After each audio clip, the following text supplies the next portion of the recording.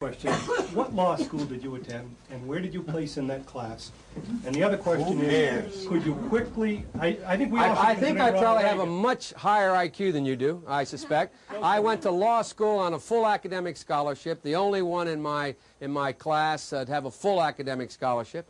In the first year in law school, I decided I didn't want to be in law school and ended up in the bottom two-thirds of my class, and then decided I wanted to stay, went back to law school, and in fact ended up in the top half of my class. I won the International Moot Court competition. I was the outstanding student in the political science department at the end of my year. I graduated with 3 degrees from undergraduate school and 165 credits, only need 123 credits, and I'd be delighted to sit down and compare my IQ to yours if you'd like, Frank.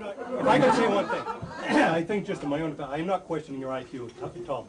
I'm just saying that with the people that we have elected to office in recent years, I think that we have to question their credentials very solidly. Well, I think you're right, Frank. But you know what I find kind of interesting? It seems to me if you can speak, you're at a liability in the Democratic Party anymore. It seems to me you've all become heartless technocrats. It seems to me that you forget that what happens is we have never as a party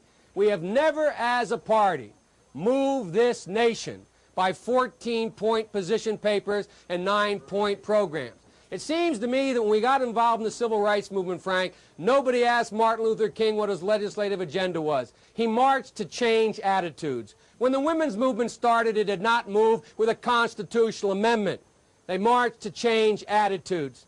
And this party better understand full well that it's about time we change our attitude and we begin to change the attitudes of Americans about what their responsibilities are to the poor, about what their responsibilities are to other people, and about what our responsibility in the world is. And that requires changing attitudes. But Frank, I promise you, you'll see my 15-point plans and 19-point position papers, and you'll be able to make a judgment when Gary Hart and I stand there. Who knows more about foreign policy, Gary or me? And when you see that Dick Gebhardt and I stand there, you'll be able to make a judgment whether Dick Gebhardt or I know more about economic policy. But ultimately, Frank, this country needs a leader, and leaders change attitudes about people.